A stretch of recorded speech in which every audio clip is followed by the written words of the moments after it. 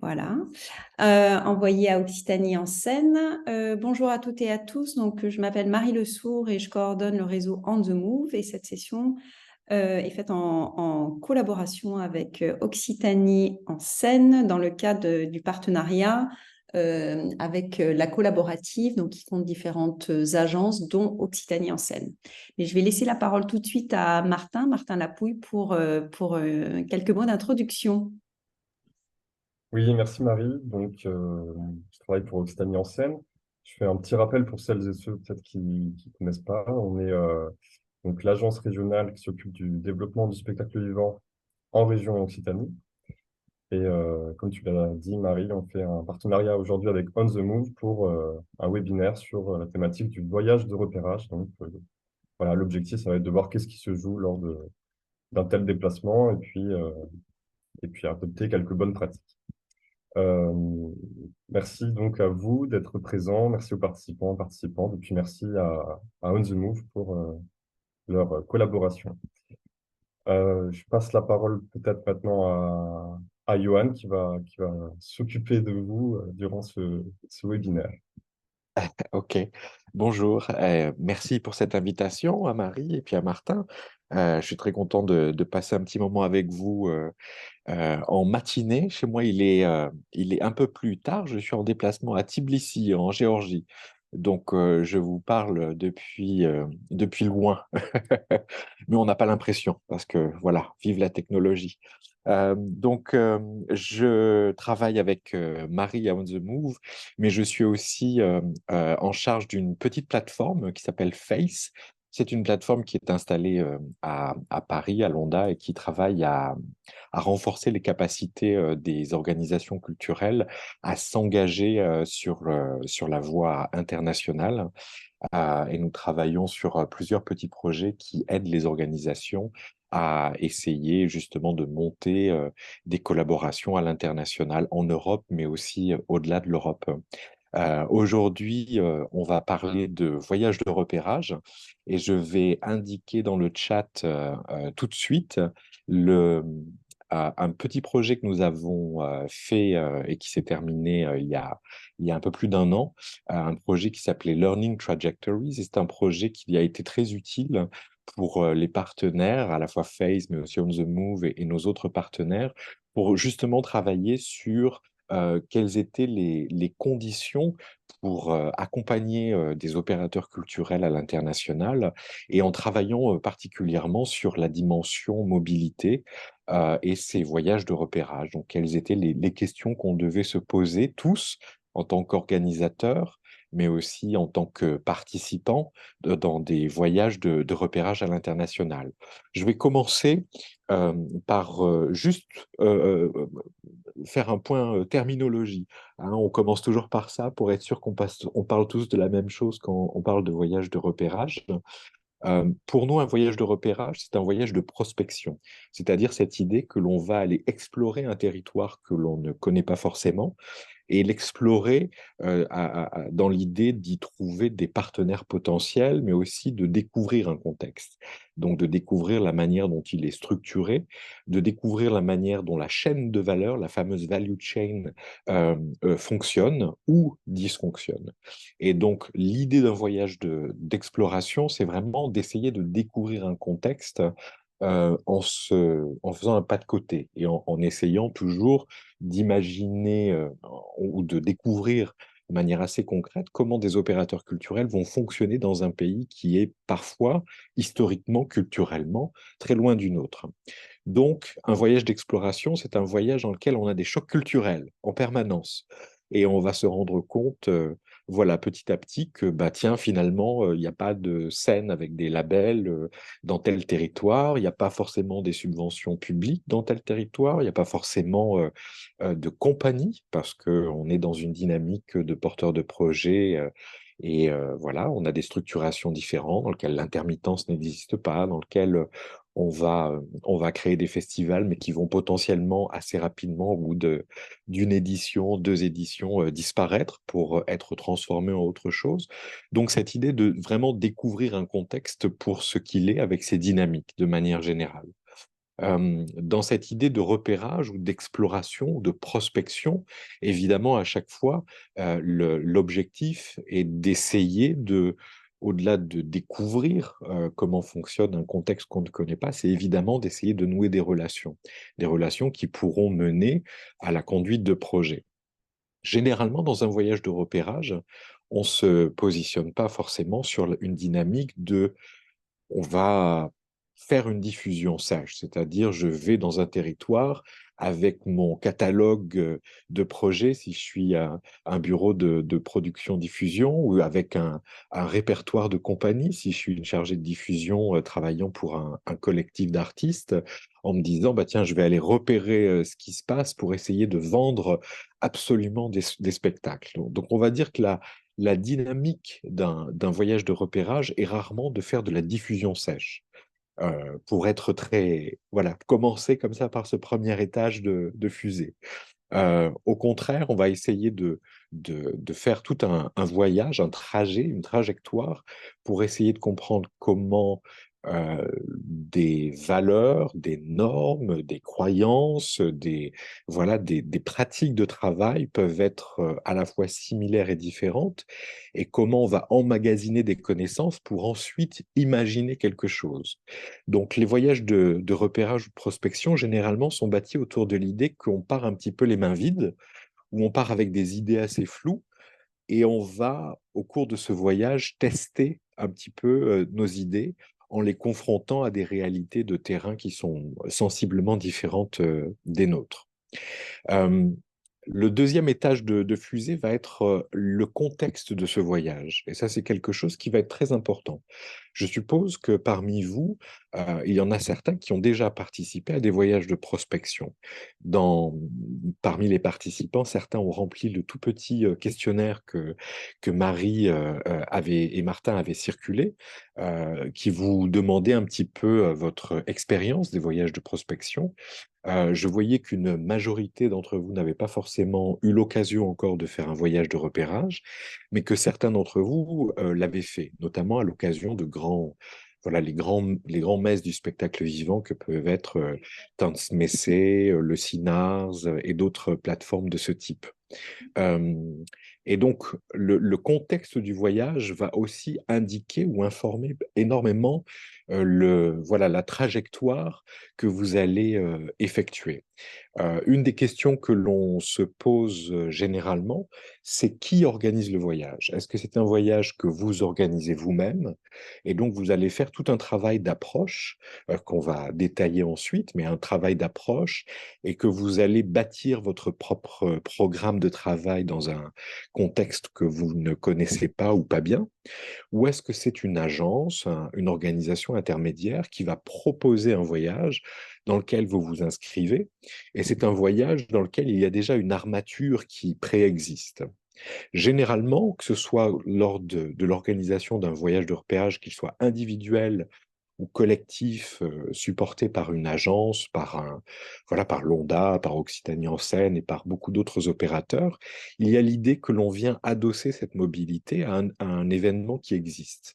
Il est assez peu fréquent, malheureusement, quelque part, que des chargés de production, chargés de diffusion, des artistes et tout profil d'opérateur se disent, bah, je prends voilà, mes dossiers, mon ordinateur portable, et puis je vais passer une semaine en Argentine pour essayer de rencontrer un maximum de personnes. Généralement, on est dans un voyage dans lequel il y a une armature, c'est-à-dire que l'on va se déplacer dans le cadre d'un festival ou d'un événement professionnel de type Sinar, ce grand salon qui va rassembler beaucoup d'opérateurs différents.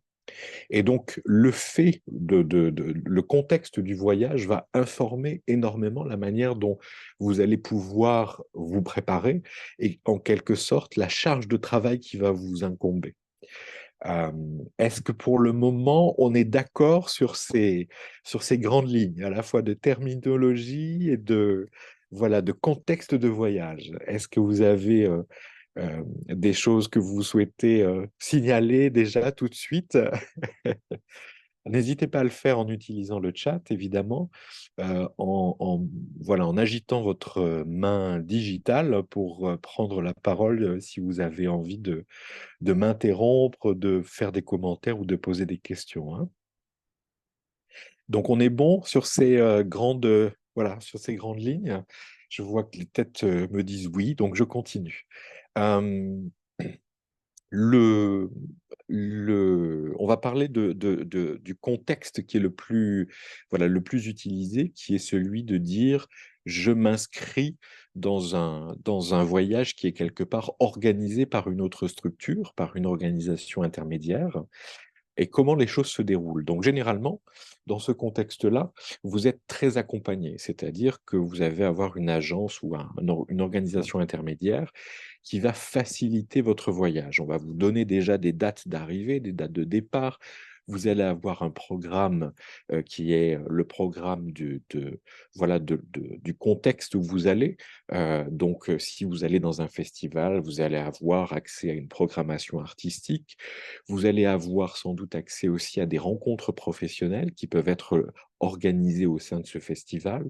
La même chose pour les grands événements, que ce soit le PAMS qui se déroule en ce moment à Séoul, le CINARS à Montréal et d'autres rencontres professionnelles de ce type qui sont des lieux de rendez-vous internationaux assez importants. Il y a toujours une armature qui est donnée, une armature dans laquelle vous allez pouvoir piocher et fabriquer votre propre programme durant ces journées qui sont généralement assez intenses. Ce qui est intéressant dans ces grands rendez-vous internationaux, c'est que vous allez à la fois découvrir une scène locale. Généralement, il y a une programmation artistique qui est assez forte et assez fournie, dans lequel vous allez pouvoir accéder à des œuvres et donc à des artistes qui sont en train de présenter leur travail, que ce soit dans le cadre de showcase, donc des extraits de leur travail ou des versions intégrales de leur travail. Mais évidemment, si c'est le cas d'un festival, vous allez avoir accès à une programmation, je dirais, pleine et intéressante. Et ça peut déjà être un élément d'information particulièrement intéressant dans un contexte pour avoir un sens des esthétiques, des démarches artistiques, des artistes et de leur implantation dans un contexte local et de vous donner une sorte de saveur de la diversité créatrice que vous pouvez rencontrer dans un contexte. C'est particulièrement le cas quand vous allez fréquenter des salons de type CINARS ou PAMS ou BIPAM ou etc. C'est-à-dire des salons dans lesquels on a une grande visibilité de la création locale avec une plateforme qui est donnée pour tous les participants de ces rendez-vous internationaux d'accéder à la création locale. Hem, Au-delà de je dirais de ce cadre que vous allez pouvoir utiliser à plein, il y a malgré tout, je crois, et on peut en discuter avec ceux qui ont déjà fréquenté ce genre de rendez-vous internationaux, un travail préparatoire qui peut être particulièrement important. Particulièrement important évidemment pour, essayer de rencontrer, de nouer des relations avec un maximum de participants de ces grands rendez-vous internationaux, mais aussi un grand travail pour aller au-delà des programmes qui sont proposés ou de la liste des participants qui va vous être fournie. Si je vous donne un exemple concret, de Tanzmessé ou du CINARS à Montréal. Et je prends ces exemples-là à dessein. Ce sont des grands rendez-vous internationaux dans lesquels il y a des centaines et des centaines de participants. Je pense me souvenir qu'à Montréal, le CINARS rassemblait lors de sa dernière édition près de 1500 professionnels.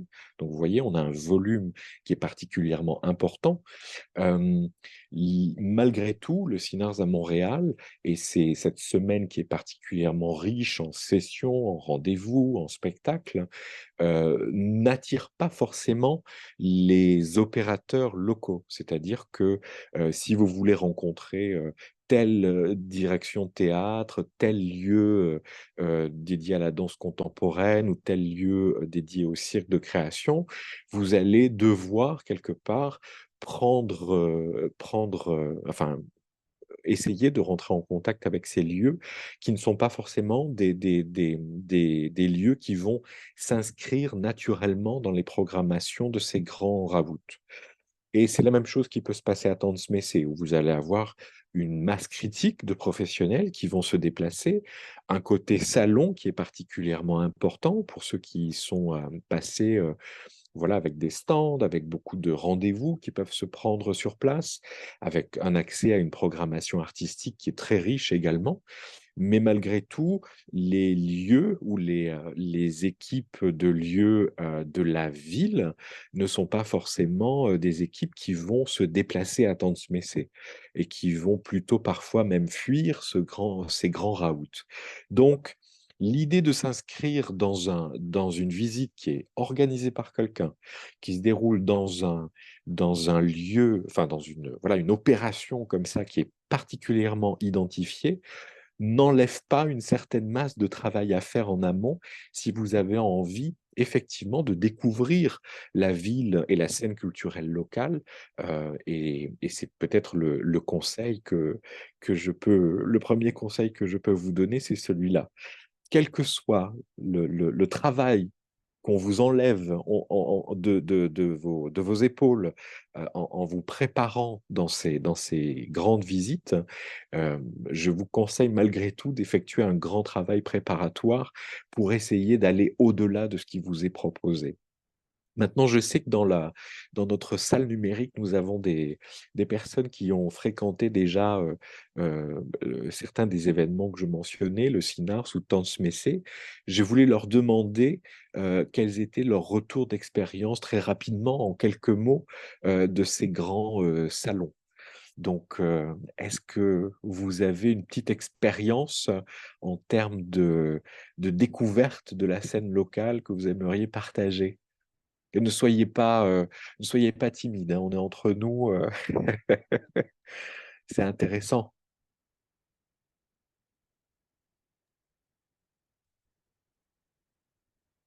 Personne ne veut prendre la parole.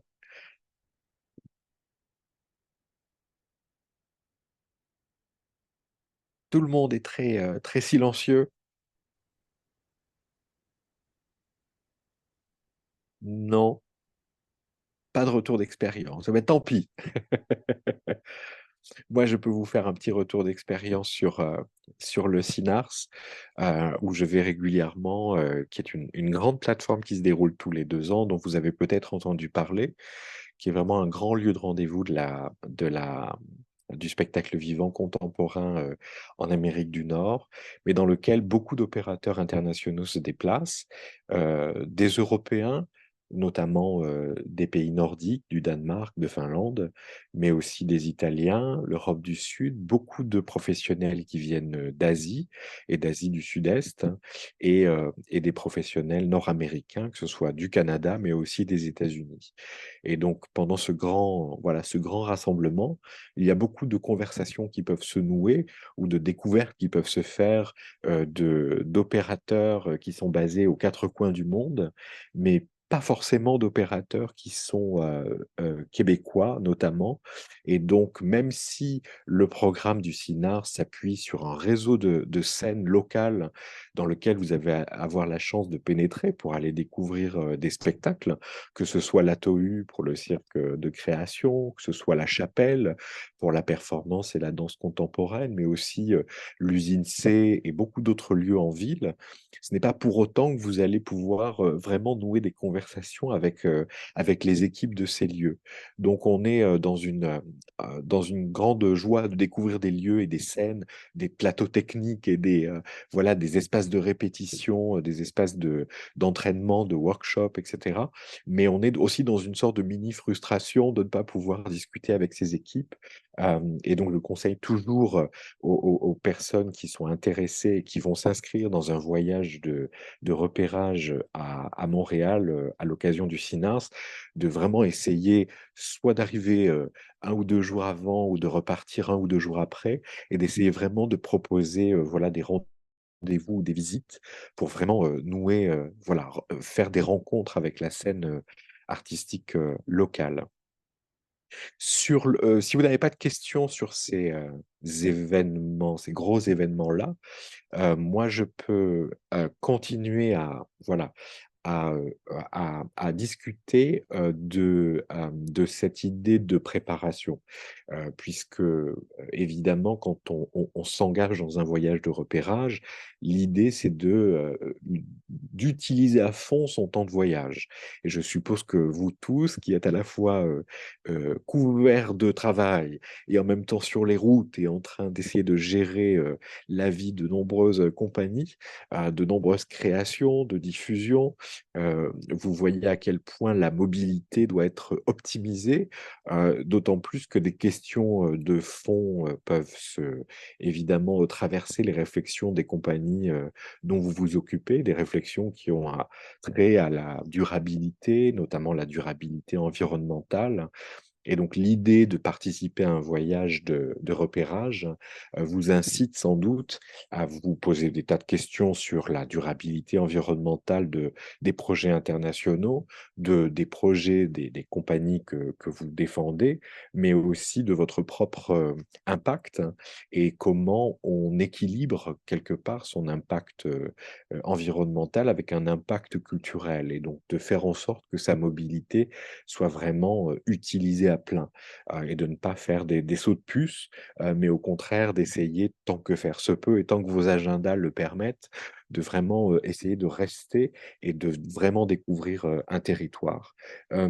L'idée de voyage de prospection implique donc un temps de préparation qui peut être assez important. Si vous êtes dans un cadre, comme je le disais, de travail presque pré-mâché, ça va être de vraiment essayer d'utiliser à plein les programmes qui sont à votre disposition, mais aussi les listes de participants qui sont à votre disposition. Tous ces lieux de rencontre ont tout un tas d'outillages qu'ils mettent à disposition de leurs participants pour essayer de se connecter, de prendre des rendez-vous avant et pendant les événements, et faire en sorte de faciliter les dynamiques de réseautage. Un des points centraux, on va dire, et des points, je dirais, qu'ils promeuvent, c'est cette capacité à organiser le réseautage des professionnels. Donc, vous avez beaucoup d'outils qui sont mis à disposition, notamment des outils numériques. Et maintenant, je dirais qu'une grande majorité de ces lieux de rendez-vous vont mettre en place des applications comme Swapcard ou d'autres applications du même type qui vont vous permettre vraiment, un petit peu comme les réseaux sociaux, de rentrer très facilement en contact avec des personnes que vous avez identifiées ou que vous allez rencontrer à l'occasion de ces déplacements, et d'essayer voilà, de créer, de nouer des premières prises de contact ou des rendez-vous. Donc, ce sont des applications qui peuvent être très utiles à utiliser. On n'y pense pas forcément parce qu'on n'est pas dans cette culture-là, ou en tout cas un peu moins pour nous, hein, sur l'organisation d'événements. Généralement, quand on va au Festival d'Avignon ou à Lyon pour la danse ou à Auch pour le cirque, on n'a pas une petite application qui nous permet de rencontrer toutes les personnes qu'on a envie de croiser à l'occasion de ces événements professionnels. C'est très souvent le cas dans d'autres parties du monde, et notamment sur ces grands événements. L'idée de prendre des rendez-vous va vous permettre, va vous faciliter l'organisation de vos agendas évidemment, va vous permettre, voilà, d'essayer de rencontrer, des personnes, sans forcément, encore une fois, qu'il y ait des dynamiques de diffusion sèche, mais parfois c'est rencontrer d'autres artistes ou d'autres, bureaux de production et de diffusion d'autres pays, qui vont parfois vous permettre voilà, d'échanger des conseils, de récupérer des recommandations sur, comment approcher telle ou telle personne, mais aussi sur comment fonctionnent en fait les dynamiques de diffusion ou de programmation dans un territoire donné. Je dirais, la préparation de votre voyage de repérage, que ce soit dans le cadre très, on va dire très balisé de voyages organisés, mais aussi lors de voyages que vous pouvez vous-même décider, vous pouvez aussi compter sur plusieurs outils. Le, le premier outil qui est sans doute le plus efficace, c'est les recommandations des collègues. J'imagine que vous êtes en contact avec vos pairs, que vous avez autour de vous d'autres professionnels, managers culturels chargés de production-diffusion, qui ont une expérience sur d'autres territoires que le territoire hexagonal.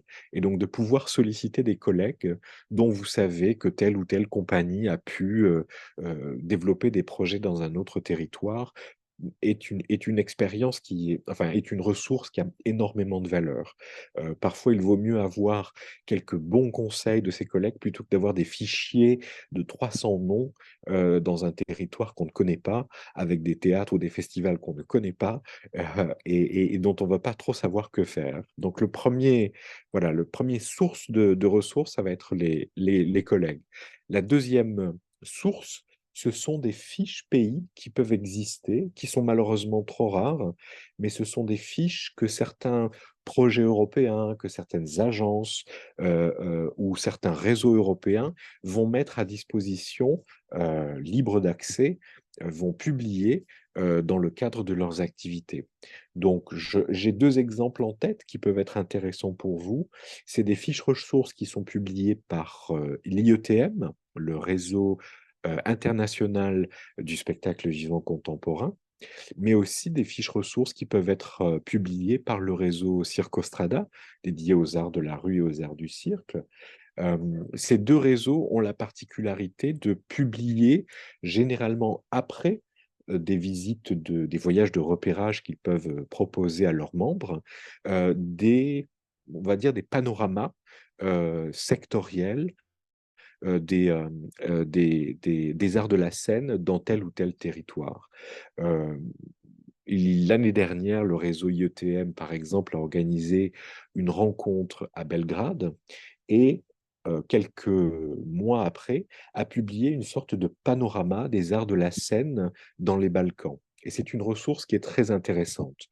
D'abord parce qu'on apprend beaucoup de choses sur à la fois l'histoire récente des arts vivants dans cette région, mais aussi sur les grands noms, les grandes compagnies ou des grandes autrices, des grands auteurs, des chorégraphes, des lieux qui sont parfois des lieux indépendants, des lieux alternatifs, qui essaient de développer des activités, de soutenir la création, mais aussi des activités internationales.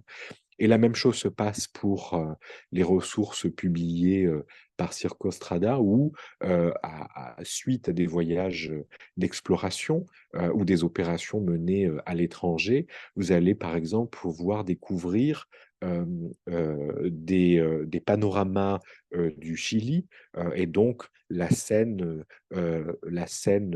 contemporaine à Santiago ou à Valparaíso, mais aussi dernièrement, le réseau Circostrada a publié des informations sur les arts en espace public et le spectacle vivant de manière générale en Afrique du Nord, dans le Maghreb et en Égypte. Donc, vous allez pouvoir trouver, grâce à ces réseaux, des fiches pays ou des fiches territoires qui peuvent vous donner, je dirais, un sens aussi de comment les choses se font et comment les territoires se structurent ou sont structurés, quelles sont les difficultés qui peuvent exister, qui sont parfois liées à des problèmes, je dirais, politiques ou des problèmes culturels, la censure, l'idée de liberté de création, mais qui peuvent aussi vous donner le profil de certaines organisations qui sont particulièrement actives et qui essaient de défendre aussi une création dans le spectacle vivant. Ce qui est intéressant avec ces fiches ressources, c'est que si nous, en France, on peut avoir une vision assez sectorielle du secteur du spectacle vivant et se dire bah voilà, les fiches Circostrada vont se consacrer plus au cirque et aux arts de la rue, ou telle autre fiche que l'on peut retrouver va se consacrer sur la danse, par exemple. On se rend compte dans beaucoup de territoires à l'international qu'il n'y a pas forcément une très grande sectorisation. À la fois que les informations qui sont données sur le spectacle vivant sont valables sur toutes les disciplines artistiques, et qu'il y a une approche très multidisciplinaire pour beaucoup d'opérateurs internationaux, que ce soit aux États-Unis, que ce soit au Japon, que ce soit en Afrique du Nord, les lieux vont avoir une programmation très pluridisciplinaire et il existe finalement assez peu de festivals ou de scènes du spectacle vivant qui sont très, très, très, très spécialisés et qui vont défendre seulement une discipline. Je dirais de manière un peu caricaturale que voilà, on est plus dans une porosité de programmation, mais aussi d'action, c'est-à-dire que les équipes artistiques peuvent aussi être actives dans la danse dans l'espace public, mais aussi dans la danse, je dirais, en salle, mais aussi sur l'installation et les arts visuels, et qu'il peut y avoir beaucoup de croisements. Et donc, n'ayez pas, et c'est peut-être aussi un des conseils que je peux vous donner, une vision sectorielle du spectacle vivant à l'étranger. Un opérateur américain va très bien pouvoir programmer du cirque de création comme de la danse contemporaine, comme de la musique classique. Tout le monde a une casquette, je dirais, ou des lignes artistiques qui sont très multiples. La dernière source je dirais, d'informations pour préparer en amont de votre voyage de repérage, cette source peut être aussi des organismes tels que l'Occitanie en scène, l'ONDA, l'Institut français, c'est-à-dire des organismes qui ont pour mission de balayer le territoire international et de à la fois soutenir des artistes étrangers qui vont venir en France pour mener des projets, mais aussi évidemment pour des artistes français et leur donner l'opportunité de collaborer à l'international. Et donc, le usual suspect, c'est évidemment l'Institut français qui a un carnet d'adresses extrêmement fourni, d'une part parce que en interne, au siège parisien, vous avez des conseillers qui sont particulièrement spécialisés dans des secteurs artistiques, mais aussi parce qu'ils ont été en poste ou qu'ils iront en poste à l'étranger au cours de leur carrière, qui ont emmagasiné, grâce à des opérations type Focus et autres, un réseau assez informel d'opérateurs et donc ils sont en capacité d'identifier des contacts qui peuvent être intéressants pour vous. Mais aussi, je pense à l'ONDA ou à d'autres organisations, peut-être, auxquelles on pense moins, parce qu'ils ont cette mission d'accueillir en France des artistes internationaux, ont aussi un réseau informel de contacts, à l'étranger, et qui peut être particulièrement intéressant pour vous. Est-ce que vous avez des questions ou des remarques, même si je sens que tout le monde est particulièrement timide ce matin, mais est-ce qu'il y a des choses, que j'oublie? Dites-moi.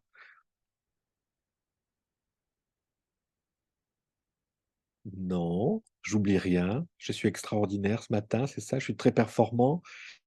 C'est l'air de la Géorgie qui me booste. Et n'hésitez pas à juste prendre la parole hein, si vous le souhaitez. Enfin, voilà, vous désactivez le micro et on est un petit groupe. Autant en profiter. Merci. Donc je continue sur mes sources d'informations parce que c'est quand même ça qui est intéressant et important. Je dirais que la dernière source, et je vais faire de la publicité à ma collègue Marie sans qu'elle l'ait demandé et sans qu'elle le sache, mais On the Move est une organisation, un réseau européen que vous connaissez sans doute pour son site internet au moins, parce que c'est une organisation qui publie beaucoup d'appels à participation, des appels qui sont, voilà, par zone géographique, par deadline, par discipline artistique. Vous allez, je dirais presque tous les jours sur les réseaux sociaux et sur le site de On the Move trouver des appels à mobilité, que ce soit pour des appels à résidence, des appels à candidature pour participer à des festivals, des appels pour participer à des workshops, etc. Donc tout type de la mobilité qui est toujours soutenue d'une manière ou d'une autre. Et donc par ces appels, vous allez pouvoir aussi identifier parfois des opérateurs qui peuvent être intéressants pour vous et qui lancent des appels à participation, que ce soit des centres de résidence ou des festivals. Donc, ça peut être intéressant de visiter le site de On the Move pour faire un repérage, je dirais, de qui propose quoi. et ça c'est un point qui peut être intéressant, ce sont des opérateurs qui sont parfois peut-être plus underground, qui sont parfois pas forcément toujours identifiés par les réseaux, je dirais, informels de l'ONDA ou de l'Institut français. Donc, c'est comme un troisième cercle d'opérateurs, mais qui peuvent être intéressants pour vos projets ou en tout cas pour nouer des relations potentielles. Et au-delà de ce site internet et de ces appels qui sont diffusés, On the Move met en ligne régulièrement et met à jour des guides de la mobilité et des guides des financements, hein, entendons-nous bien, où on trouve l'argent pour voyager. Et dans ces guides de financement, il y a toujours une partie ressources et informations, c'est-à-dire quelles sont des entités, des centres d'information, des sites internet ou des agences qui ont pour mandat justement de favoriser la circulation de l'information. Et donc, j'ai en tête le guide, par exemple, sur le sud Méditerranée, dans lequel il y a des sites d'information ou voilà, oui, des sites d'information, des portails internet. J'ai du mal avec mon français. Par exemple, un site internet qui est très intéressant en Égypte, qui s'appelle Alakat, et qui va relayer aussi l'actualité culturelle d'un territoire. Donc, à la fois, le site internet vous donne, voilà, une idée de la dynamique, c'est-à-dire qui fait quoi dans certains territoires du monde, que ce soit voilà, au Cambodge, à Taïwan ou au Mexique, mais aussi les guides de financement et notamment les parties ressources peuvent être intéressantes aussi pour repérer voilà, entre guillemets, les Occitanies en scène d'autres territoires qui vont être un lieu de ressources et d'information pour aussi vous aider à faire des recherches préliminaires. Il y a une main levée. Ah, super. Alors, je vous donne la parole. NDPN, je ne sais pas du tout qui vous êtes. Bonjour, Bonjour. je m'appelle Maxime, je m'appelle pas NDPN et je suis coordinateur d'une compagnie de jazz basée en Normandie. D'accord. Je suis pas si timide que ça, donc j'ose prendre la parole. C'est bien. Euh, je me positionne là, enfin en tout cas je prends la main, parce que nous, notre compagnie, elle n'est pas encore développée à l'international, elle n'a pas de réseau du tout à l'international. Et je me posais la question justement de ce cas particulier, enfin, ou pas particulier, je ne sais pas si les gens présents ici ont l'habitude ou s'ils sont un petit peu nouveaux dans le game de, du passage de frontières. Euh, et donc voilà, toutes les ressources et tout ça, c'est très intéressant. L'idée de préparer en amont, d'explorer, de prendre le temps et pas de chercher à être dans le résultat, bien sûr. Euh, mais la crainte que j'ai ou la difficulté que je pressens, ça va être d'arriver d'être personne, d'être inconnu la première fois, et donc de se confronter à des gens qui sont sollicités de toutes parts, sont sollicités par des gens qu'ils connaissent et qu'ils ont besoin de voir, qu'ils ont envie de voir. Et moi, j'arrive avec mon petit baluchon et je dis bonjour, moi aussi, je voudrais vous voir. Et c'est quoi la bonne stratégie, quoi? C'est quoi la bonne. Est-ce qu'il faut s'inventer des stratégies de communication un peu dingues pour réussir à sortir du lot et obtenir un rendez-vous? Est-ce qu'il y a des expériences de gens qui, comme ça, sortis de nulle part, entre guillemets, réussissent à développer, à trouver un premier contact? C'est quoi la bonne méthode, quoi? C'est une très bonne question. Et alors, la première réaction, c'est que tout le monde a commencé comme ça. Il n'y a personne qui a commencé en étant une star internationale ou en étant complètement équipé, etc. Tout le monde commence au niveau zéro. Et je dirais même enfin, ceux qui sont les plus remarqués, repérés dans notre secteur français, vont commencer aussi de zéro. C'est-à-dire c'est très rare d'avoir des compagnies qui vont avoir comme ça une dimension internationale très rapide. Ce sont des cas d'école. Donc, de toute façon, on commence toujours de zéro. Même si on est voilà, très reconnu dans son propre contexte, et c'est valable dans tous les pays, hein. On peut être une compagnie de cirque très, très, très, très reconnue en Finlande et commencer de zéro quand on a envie de se diffuser ou de nouer des partenariats avec la Belgique ou avec le Canada. Donc, on est toujours dans cette dynamique-là. En termes de stratégie, je vous dirais que il y a une double stratégie. La première, c'est d'avoir une stratégie qui soit sectorielle. Et donc, c'est valable pour vous, pour le jazz, mais ça va être valable aussi pour d'autres en danse ou en cirque contemporain, comme il y a des personnes dans notre salle numérique, c'est-à-dire d'avoir voilà, une approche sectorielle. Donc, qui sont les opérateurs de jazz européens qui peuvent vous permettre d'enclencher ces premiers contacts? Et on a de la chance en Europe, hein, c'est qu'on a des opérateurs européens qui sont dans toutes les disciplines. Donc, si vous êtes dans la photographie, vous allez avoir des contacts des réseaux et des plateformes européennes. Pareil pour la danse, pareil pour le cirque, le théâtre, etc. Donc, si on a une approche comme ça sectorielle, vous allez, je dirais, assez naturellement vous rapprocher des opérateurs européens et internationaux qui sont dans votre secteur. En Europe, il y a un réseau de jazz, qui s'appelle le Jazz Network, qui est un réseau qui existe depuis plusieurs années maintenant, qui est soutenu par la Commission européenne. Et c'est un réseau qui rassemble énormément de lieux et de festivals sur le territoire européen élargi, donc qui dépasse même la frontière des 27, et qui rassemble voilà, des tas de membres sur l'ensemble du territoire. De découvrir ce réseau, ça va être de découvrir l'ensemble des membres qui existent sur le territoire européen. Et dans ces membres, vous allez avoir évidemment des membres français, mais vous allez avoir aussi des membres qui sont un petit peu de partout en Europe. Et ça vous donne une indication déjà des lieux ou des festivals qui sont engagés euh, au niveau européen et qui ont l'habitude de travailler au niveau européen. Donc là, déjà, vous avez une première piste. Au lieu de partir de zéro, vous allez, si vous êtes intéressé par la Belgique ou par voilà, je ne sais pas, la Lituanie, vous allez avoir déjà les organisations qui potentiellement sont intéressantes.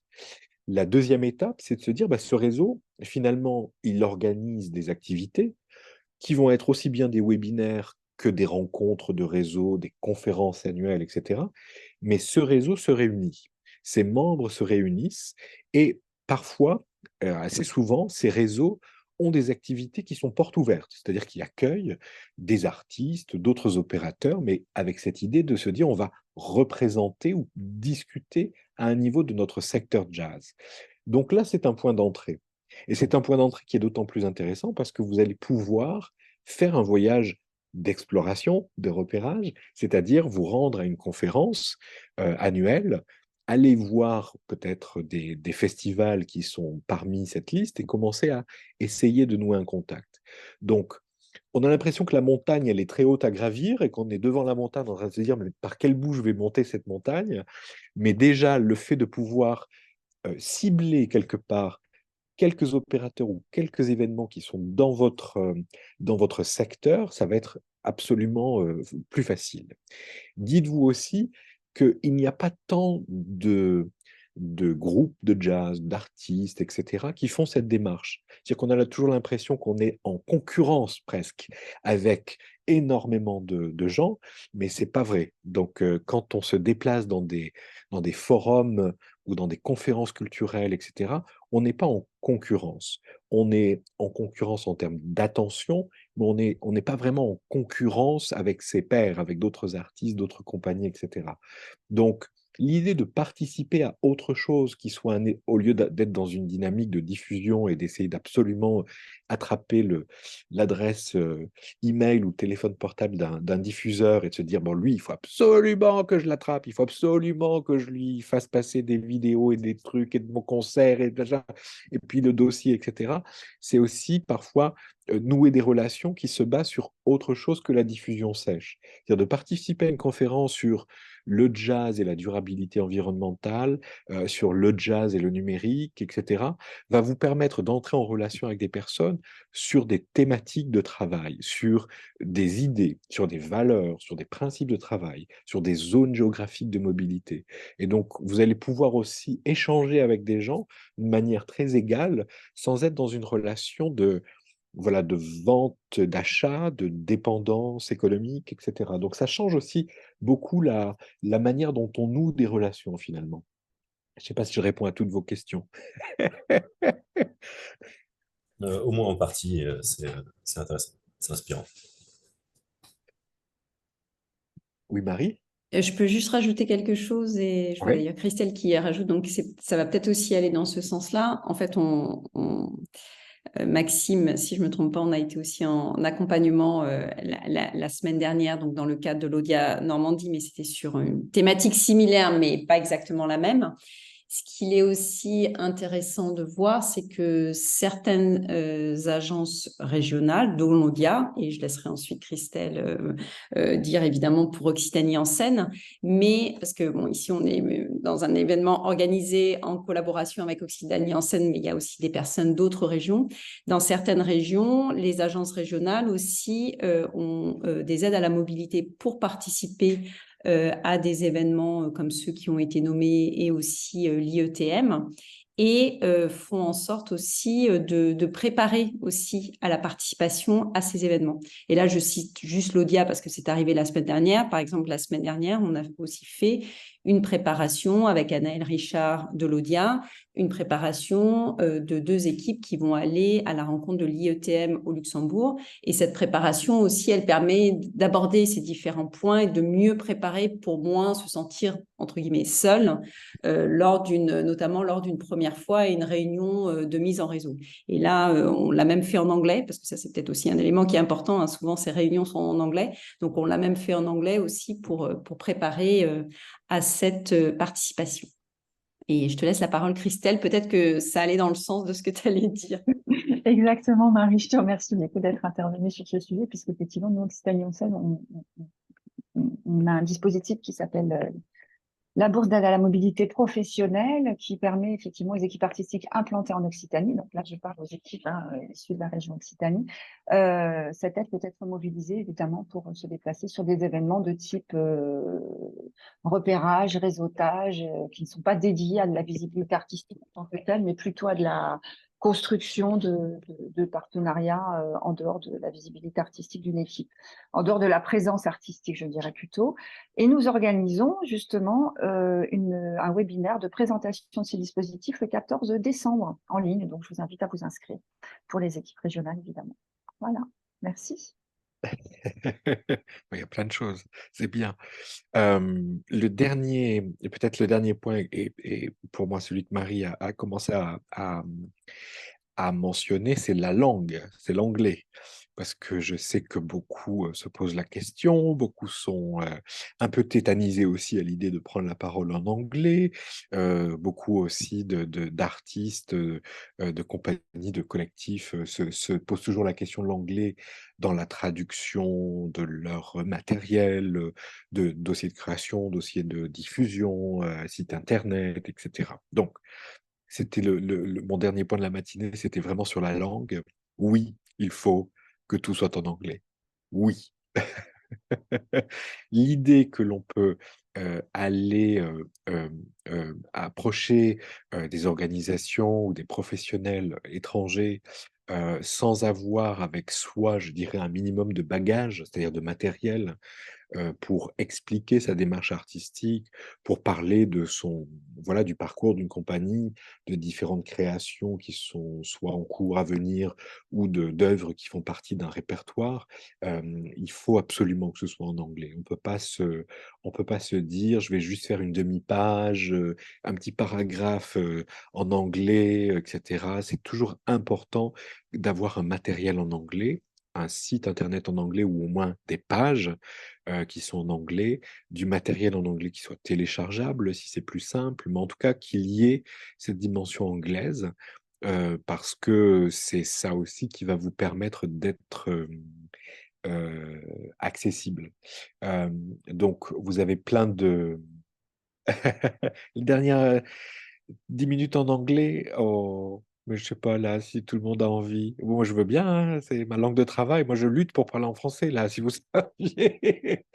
Euh, donc enfin en tout cas ça, il faut avoir de l'anglais sur son site internet. Il faut avoir ses dossiers en anglais. C'est très important. C'est d'autant plus important que si vous êtes dans des dynamiques vraiment d'essayer d'avoir des projets qui sont plus liés à la diffusion, et d'avoir, voilà, de fréquenter des lieux comme le CINARS ou d'autres plateformes comme ça qui qui vraiment sont axés sur des dynamiques de diffusion, il va falloir absolument prouver que vous avez justement ce matériel à disposition. De ne pas avoir de dossier en anglais, de ne pas avoir parfois même assez de matériel audiovisuel, photos, vidéos, trailers, etc., qui soit disponible, qui soit accessible, peut être un tue-l'amour pour un programmateur étranger. C'est-à-dire que cette dimension-là est extrêmement importante et peut vraiment faire partie de la décision de poursuivre une conversation avec une compagnie artistique. Donc, il est impératif d'avoir tout ce matériel-là en anglais. Après, si le matériel doit être enfin, d'un niveau d'anglais assez irréprochable, ça ne vous empêche pas d'avoir un anglais à l'oral très approximatif et de pouvoir nouer des relations autour d'un café avec quelqu'un qui aura un anglais approximatif aussi, parce que forcément, il sera d'un autre pays, pas forcément anglophone, et que voilà, ensuite, on essaie toujours de se débrouiller. Christelle, tu veux dire un mot? Oui, tout à fait. Je voulais intervenir sur la question de la conversation en anglais, puisque Occitanie Ancienne organise des déjeuners qu'on nomme Improving English at Lunch. Et le prochain est prévu le 6 février. 6 février et 14 mai. Donc, si vous voulez venir discuter tout à fait librement et faire tomber un petit peu les freins sur les questions de la langue, eh bien, on peut déjeuner ensemble et parler de tout et n'importe quoi, et pas forcément de projets à l'international. Tous les sujets seront évoqués. L'enjeu n'est pas forcément de discuter travail, mais plutôt de discuter anglais de manière décomplexée, en fait, en anglais. Voilà. Merci. Je me permets de rajouter que ça se passe à Toulouse et à Montpellier. Donc voilà, il y a les deux possibilités. Merci, Ok. Martin. Et je vois Arthur qui lève la main digitale. Oui, bonjour. En fait, je représente l'ON, qui du coup est une agence de booking. Et Mhm. je me demandais si ça se passait pareil au niveau notamment de la démarche, dans les autres pays avec tout ce qui était du coup l'étude de territoire. C'est-à-dire l'étude de territoire. Toutes les sources d'informations qu'on pouvait avoir au début là, est-ce que ce Oui. sont les mêmes pour les agences de booking? Oui, c'est la même chose. Enfin, vous allez avoir les mêmes. Enfin, l'important pour une agence de booking, c'est d'identifier les opérateurs. Donc, qui fait quoi en fait? Qui fait quoi en termes de capacité d'accueil, mais aussi de ligne, on va dire artistique, qui se situe où? Et donc, oui, oui, toutes les ressources que j'évoquais en début de session sont vraiment valables aussi pour des agences de booking, évidemment. D'accord, super, merci beaucoup. Après, la dynamique, enfin, la difficulté que vous allez avoir, on va dire de manière plus concrète, c'est que vous, il va falloir que vous prépariez en termes de préparation de documents, il va falloir que vous ayez beaucoup, beaucoup de documents prêts aussi en anglais ou voilà, avec des contrats spécifiques en anglais qui soient prêts, avec des tech riders qui soient prêts en anglais. Enfin, il va falloir aussi que vous travailliez beaucoup sur cette dimension-là, en fait. Tout le monde a à faire ce travail, mais vous particulièrement. D'accord, je vois. Merci beaucoup. Est-ce qu'il y a d'autres petits commentaires, des petites questions comme ça de dernière minute? Tout est clair, vraiment. J'ai été si limpide que ça. C'est pas possible, hein, vous savez.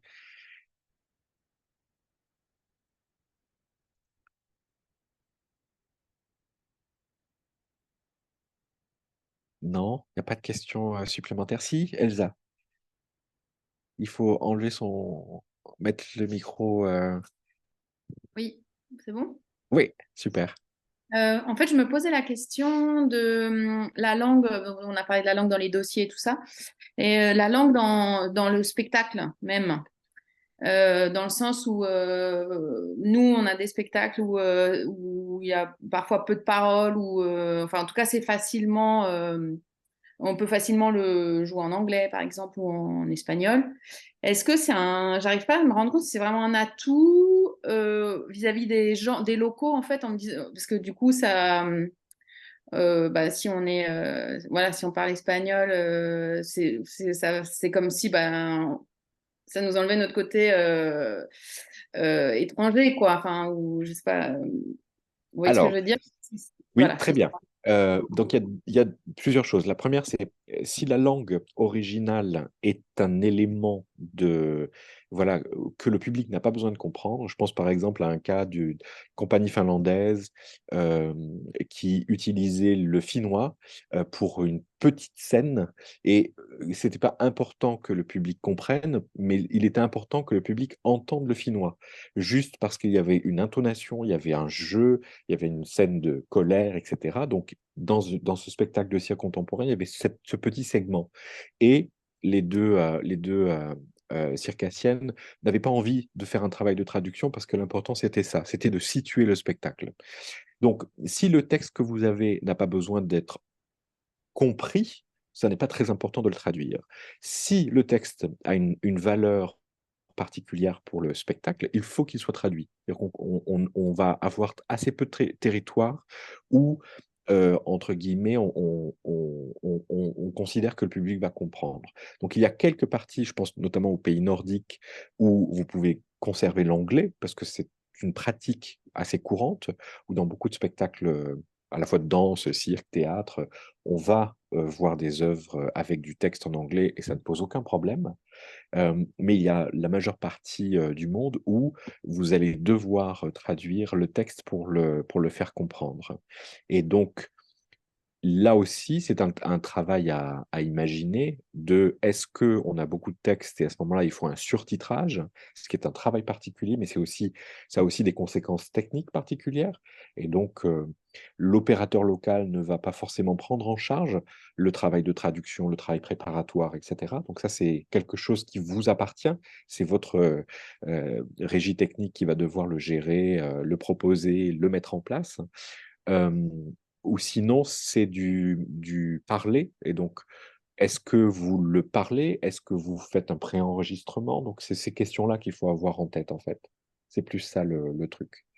Mais il faut traduire. Si vous allez présenter votre spectacle en anglais en Allemagne, ça ne va pas le faire. Voilà. C'est comme si vous présentez votre spectacle à Mérignac en anglais, ça ne va pas le faire non plus, quoi. Enfin, c'est comme ça. Émilie? Oui, bonjour Johan, bonjour tout le monde. Merci beaucoup pour cette visio.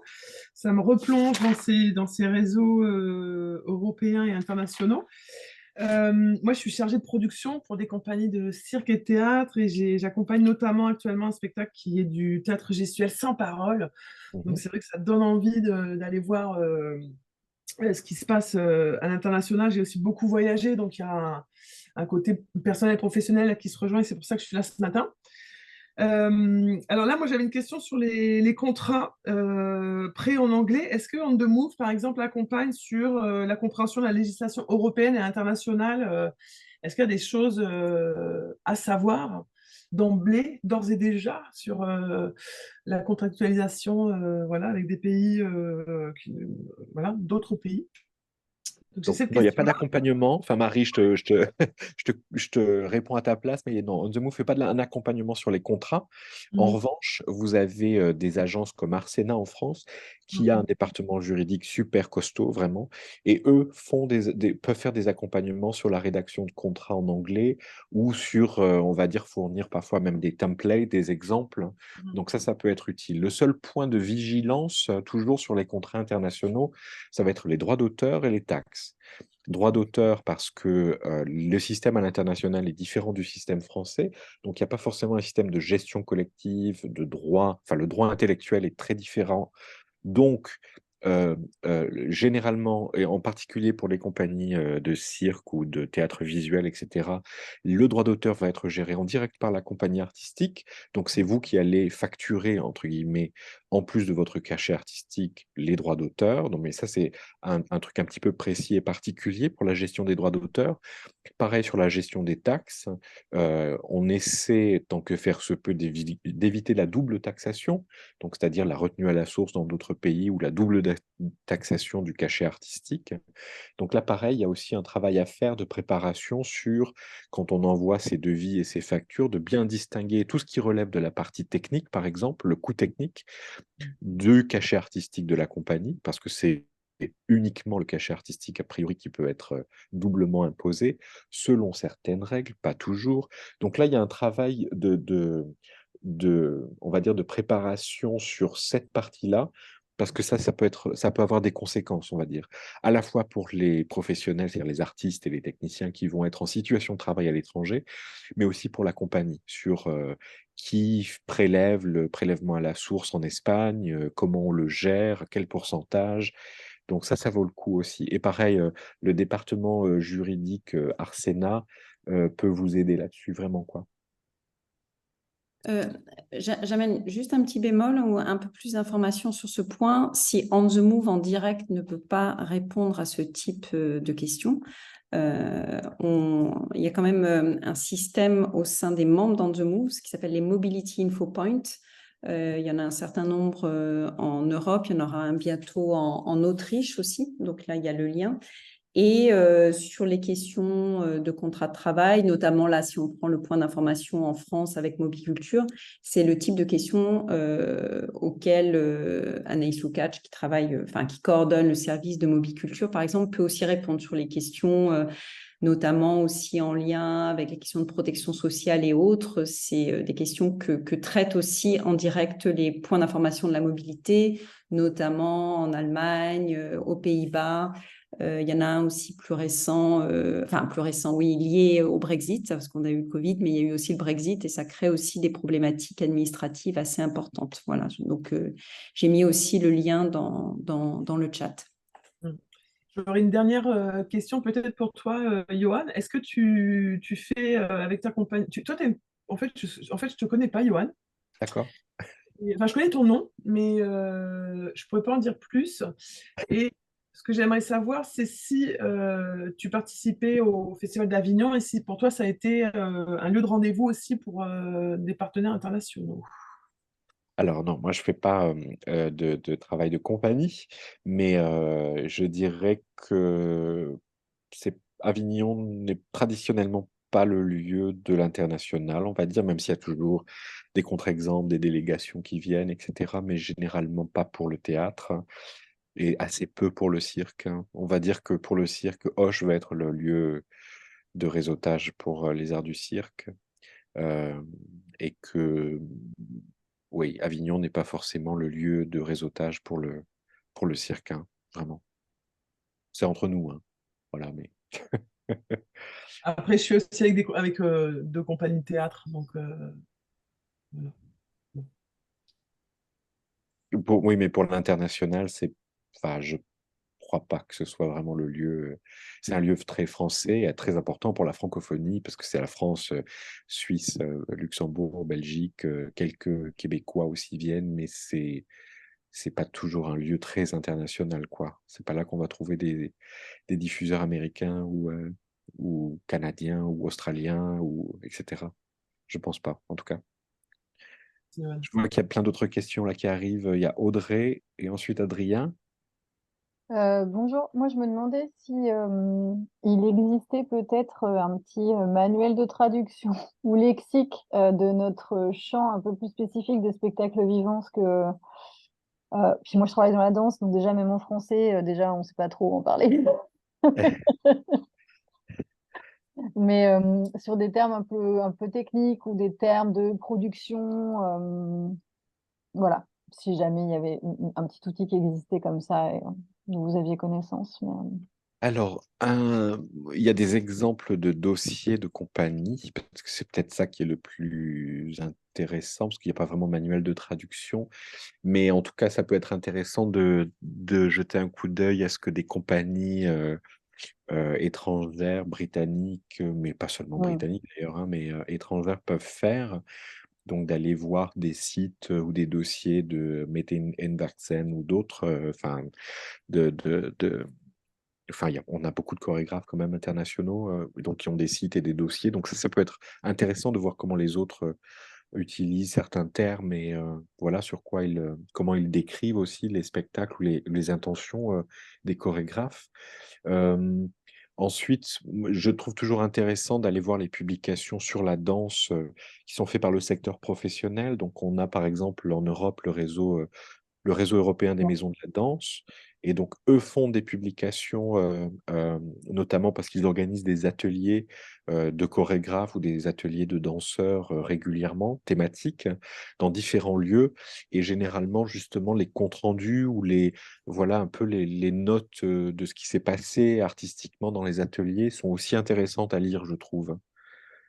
Donc, il y a des thématiques. En plus, c'est des ateliers qui rassemblent des chorégraphes de différents pays. Et justement, sur la manière dont ils rendent compte, en fait, de leur pratique chorégraphique, je trouve que c'est inspirant, moi. Mais après, c'est aussi un peu personnel, quoi. Je sais pas. Oui, Adrien. Et donc, ça sera peut-être la dernière question pour qu'on reste dans les temps. Oui, bonjour. Désolé, j'ai pas la vidéo. Je sais pas pourquoi la caméra ne marche plus, mais merci en tout cas pour cette visio. Moi, j'avais une question un peu spécifique. Moi, je suis en train de préparer, mais c'est vraiment les prémices, un projet musical avec l'Algérie. Donc, je vois que vous venez d'éditer un guide en 2023 spécifique à l'Afrique du Nord. Donc, c'est super. Je vais le consulter très prochainement. Mais j'avais une question qui concerne en particulier ce pays, mais qui vaut pour pas mal de pays dans le monde en ce moment, qui est dans quelle mesure les relations diplomatiques peuvent avoir une influence sur les coopérations culturelles. Immense, forcément immense.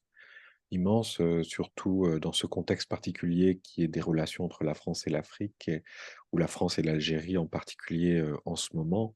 C'est très, très, très, très important. C'est-à-dire que vous venez malheureusement, malgré vous, avec votre drapeau français sur la tête, avec votre sac à dos français sur la tête, et quel que soit je dirais, la couleur, voilà, le positionnement du projet que vous avez envie de développer, et des relations avec voilà, d'autres artistes ou opérateurs en Algérie, et vous venez avec ce bagage-là. Donc forcément, ça complique, je dirais, de manière assez pratico-pratique les choses. D'autant plus que là, avec l'Algérie, on est dans une relation qui s'est tendue graduellement depuis à peu près 18 mois, et c'est difficile, quoi. L'idée même de pouvoir avoir des visas et des choses comme ça va être compliqué, je pense, hein. C'est difficile, on va dire. Donc ça a une grande influence parce que là, par exemple, et Marie pourra en parler aussi, dernièrement, la France a décidé, il y a 3 semaines, je crois, de stopper toute collaboration artistique et culturelle avec Niamey, enfin Ouais. avec, voilà, avec 3 pays africains, et on sent bien qu'on se dirige vers une systématisation de ce type voilà, de rupture, et donc ça a une conséquence énorme sur la manière dont les projets pourraient même voir le jour, en fait. Donc oui, oui, c'est difficile. Oui, oui, d'accord, merci. Oui, oui, j'avais bien conscience pour la partie, disons, du poids de l'histoire, ça c'est sûr, mais c'était vraiment sur est-ce que la culture, enfin, est-ce qu'il peut y avoir des rétorsions sur des projets en cours, quoi, vraiment. Donc, Il y a oui, Ouais, on a maintenant l'exemple concret et précis de il ouais, y a. ouais, Et puis il y a même des histoires récentes là avec l'Algérie où il y a des visas qui sautent il est hors de question d'eux. Donc oui, oui, ok, c'est très compliqué. Mmh. ok, merci.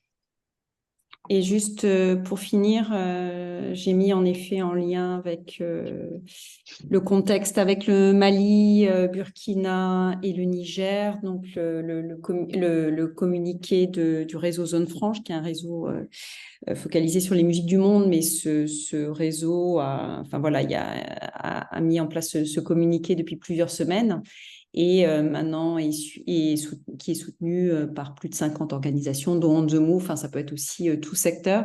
Et j'en profite aussi pour rappeler, aussi en lien avec ce que je disais tout à l'heure sur les points d'information sur la mobilité, les Mobility Info Points. Ils peuvent aussi voilà, aider dans certains cas. Alors, pas forcément à trouver la solution, mais en tout cas à conseiller ou à connecter avec la bonne administration en lien avec le pays voilà, où a lieu le projet. Et pour la France, il y a aussi le comité Visa Artistes, j'ai mis le lien, qui est coordonné par Zone Franche, mais qui ne concerne pas que le secteur de la musique, et qui peut être aussi un comité à activer en cas de problématique ou de rejet de visa par rapport à un pays. Alors là, je mets hors maintenant Mali, Burkina et Niger, parce que c'est un cas particulier vu que les relations sont bloquées, mais pour d'autres pays où il y aurait une problématique de visa. Voilà. Merci. Eh bien, merci beaucoup. Un grand merci à Johan pour ce temps d'échange. Merci aussi beaucoup pour vos questions. Et puis, donc, comme on l'a dit, on partagera l'ensemble des ressources. On va faire un gros copier-coller des différentes ressources qui ont été partagées dans le chat. Et ensuite, je laisse la main à Martin et à Christelle pour faire le suivi avec tout le groupe pour vous envoyer ces ressources si vous n'avez pas eu le temps de faire un gros copier-coller. Merci beaucoup et à bientôt. Martin, je te laisse peut-être la parole pour le dernier mot. Oui, merci Marie. Effectivement, je vous enverrai donc par mail toutes ces ressources. Et juste pour vous dire, si vous pouvez donc signer le lien que vous allez recevoir, en fait, un e-sign pour voilà, signer juste votre présence sur ce webinaire. Et puis encore merci à Johan Floch et puis merci à tous les participants et participantes aujourd'hui. Merci, à bientôt. À bientôt. Merci, au revoir. Merci à tous, au revoir.